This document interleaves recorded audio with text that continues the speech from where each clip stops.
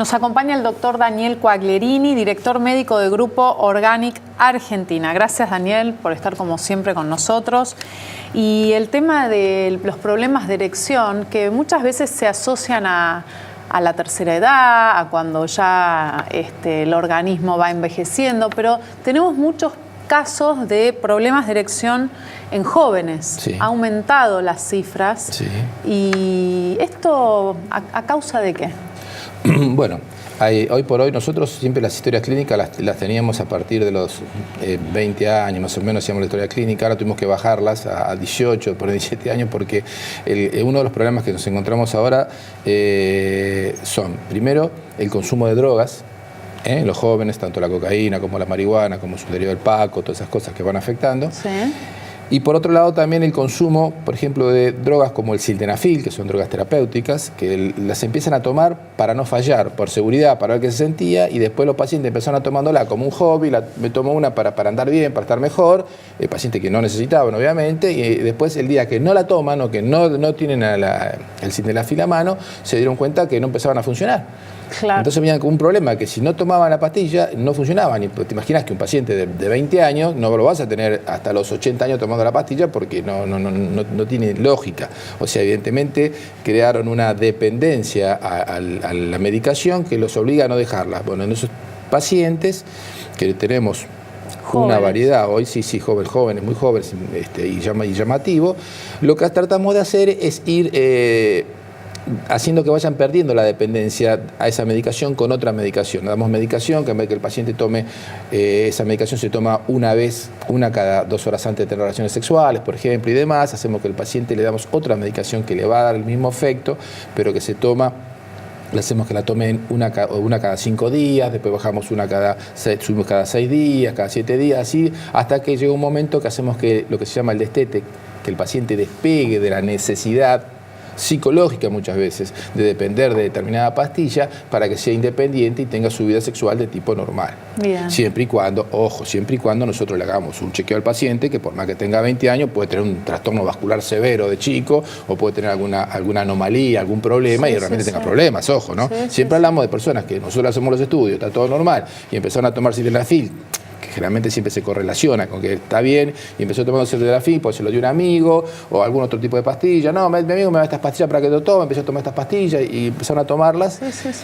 Y se acostumbraron a eso. Entonces después, el día que no tomaban la pastilla, se encontraban con que no tenían respuesta, con que no había respuesta, claro. ¿Qué pasa con el consumo de marihuana? ¿En el momento genera sensibilidades extremas y después hay como cierto mito que el que defiende y el que dice no está malo? Mira, eso que si está malo o no está malo, bueno, está todo tema de debate porque, bueno, es un tema de droga. No hablamos del cannabis como el aceite de cannabis, sino el consumo de marihuana para fumar. La marihuana, lo que da al paciente en sí no le da euforia y demás, ni lo excita ni demás, aclaremos. Lo que hace la marihuana es enlentecer todo. Entonces, como el paciente va más lento, generalmente lo usan mucho los eyaculadores precoces. Entonces, ¿qué pasa? El eyaculador precoz va más lento, fumamos la marihuana, está mucho más relajado, no tan ansioso, y eso le ayuda a controlar un poco más la eyaculación. ¿Me explico? Y aparte, les ayuda y cuando tienen el acto sexual están más como en las nubes, a los que no son eyaculadores precoces, como que están un poco más lentos, que van disfrutando. Pero obviamente, a largo plazo, consumo a largo plazo, orgánicamente va trayendo algunos trastornos a nivel sexual y lo más importante es el empequeñecimiento de los testículos, por ejemplo, cosa que va a hacer que el paciente produzca menos testosterona además, va a tener trastornos para si quiere tener hijos no sea más grande y demás, y va ese proceso de lentecimiento. Llega un momento que los van fumando cada vez más y va para tener el mismo efecto, tener que fumar más y ¿qué pasa? Los va lenteciendo. Entonces lo que primero era un proceso que el lentecimiento que me ayudaba, después se transforma en algo que los va frenando, que los va dejando como en pausa, y va trayendo algún tipo de trastorno. Ya te vuelvo a repetir, el más importante a nivel sexual es el problema de los testículos, ¿no es cierto? Y aparte de las glándulas suprarrenales también se afectan un poco. Tiene una serie de trastornos que a la larga le van a traer problemas. La cocaína pasa lo mismo, pero la cocaína, a diferencia de la marihuana, es un estimulante. Entonces sí, es un estimulante sexual muy importante y de arranque consumir cocaína te lleva a que estés más eufórico, ahí sí estás mejor, te da estímulo sexual, creo es un estimulante sexual importante, más para la mujer que para el hombre.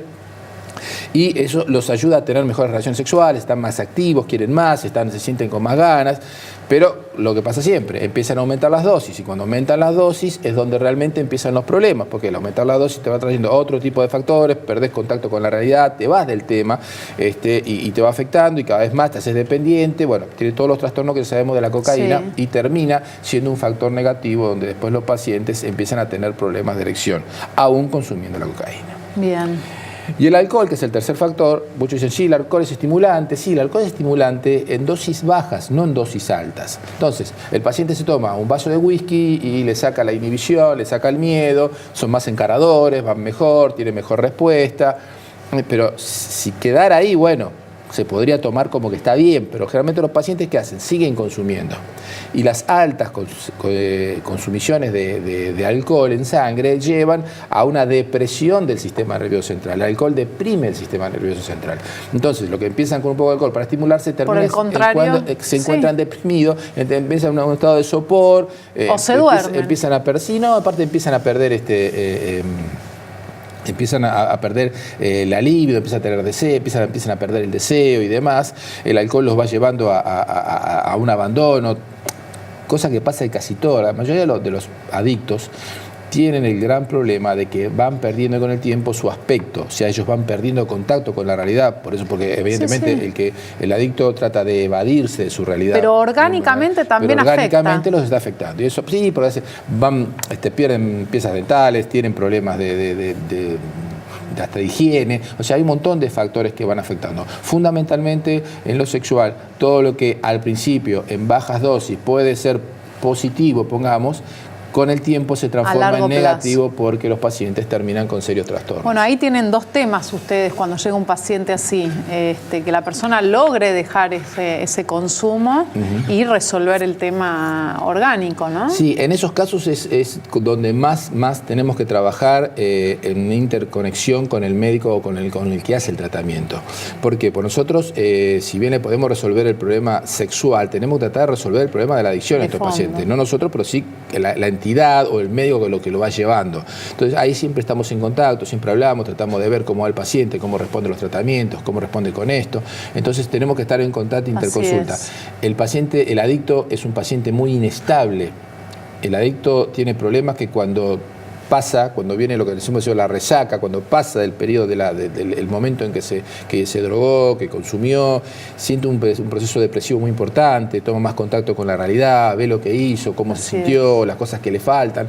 Entonces tienen van de procesos de mucha euforia a procesos muy, muy depresivos. Bueno, eso es lo que nosotros tenemos que tratar de ver, hablar con los médicos de cabecera que llevan su adicción, ¿no es cierto? Y si no, recomendamos un lugar donde lo pueden llevar, y nosotros seguir tratando de que su erección, eso no sea un problema más, sino que es un problema menos, o que él no necesite de consumir para tener esa erección, que la pueda conseguir sin el consumo. Le vamos dando cosas que él necesita sin que llegue a consumir lo que él consuma en ese momento, ¿no? Daniel, muchísimas gracias por estar con nosotros. Gracias a vos. Seguimos con el programa.